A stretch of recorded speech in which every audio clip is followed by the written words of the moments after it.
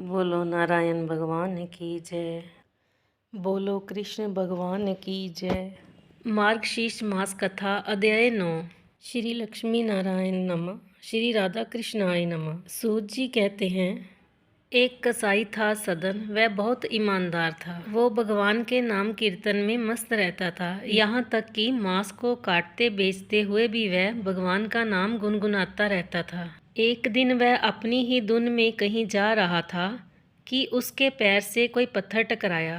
वह रुक गया। उसने देखा एक काले रंग के गोल पत्थर से उसका पैर टकरा गया है। उसने वह पत्थर उठा लिया व जेब में रख लिया, ये सोचकर कि मांस तोलने के काम आएगा। वापस आकर उसने वह पत्थर मांस के वजन को तोलने के काम में लगाया। कुछ ही दिनों में उसने समझ लिया कि यह पत्थर कोई साधारण नहीं है। जितना वजन उसको तोलना होता, पत्थर उतने वजन का ही हो जाता है। धीरे धीरे ये बात फैलने लगी कि सदना कसाई के पास वजन करने वाला पत्थर है। वह जितना चाहता है पत्थर उतना ही तोल देता है। किसी को 1 किलो मांस देना होता तो तराजू में उस पत्थर को एक तरफ डालने पर दूसरी ओर 1 किलो का मांस ही तुलता।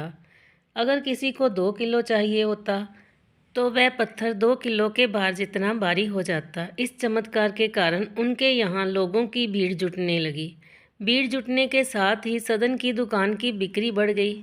बात एक शुद्ध ब्राह्मण तक भी पहुंची। हालांकि वह ऐसी अशुद्ध जगह पर नहीं जाना चाहते थे जहां मांस कटता हो व बिकता हो, किंतु चमत्कारिक पत्थर को देखने की उत्सुकता उसे सदन की दुकान तक खींच लाई। दूर से खड़ा वह सदना कसाई को मीट तोलते देखने लगा। उसने देखा कि कैसे वह पत्थर हर प्रकार के वजन को बराबर तोल रहा था। ध्यान से ये देख उसके शरीर के रोएं खड़े हो गए। भीड़ के छटने के बाद ब्राह्मण सदना कसाई के पास गया। ब्राह्मण को अपनी दुकान में आया देखकर सदना कसाई प्रसन्न भी हुआ और आश्चर्यचकित भी। बड़ी नम्रता से सदना ने ब्राह्मण को बैठने के लिए स्थान दिया और पूछा कि वह उनकी क्या सेवा कर सकता है। ब्राह्मण बोला, तुम्हारे इस चमत्कारिक पत्थर को देखने के लिए ही मैं तुम्हारी दुकान पर आया हूँ, या यूँ कहें कि ये चमत्कारी पत्थर ही मुझे खींचकर तुम्हारी दुकान पर ले आया है। बातों ही बातों में उन्होंने सदना कसाई को बताया कि जिसे पत्थर समझकर वो मांस तोल रहा है, वास्तव में वो शालिग्राम जी हैं, जो कि भगवान का ही स्वरूप होता है। शालिग्राम जी को इस तरह गले कटे मांस के बीच में रखना व उनसे मांस तोलना बहुत बड़ा पाप है। सदना बड़ी ही सरल प्रकृति का भक्त था। ब्राह्मण की बात सुनकर उसे लगा कि अनजाने में मैं तो बहुत बड़ा पाप कर रहा हूँ। अनुनय विनय करके सदना ने वह शालिग्राम उन ब्राह्मण को दे दिया और कहा कि आप तो ब्राह्मण हैं, अतः आप ही इनकी सेवा परिचर्या करके इन्हें प्रसन्न करें। मेरे योग्य कुछ सेवा हो तो मुझे अवश्य बताएं। ब्राह्मण उस शालिग्राम शिला को बहुत सम्मान से घर ले गया। घर आकर उन्होंने श्री शालिग्राम को स्नान करवाया, पंचामृत से अभिषेक किया व पूजा अर्चना आरंभ कर दी।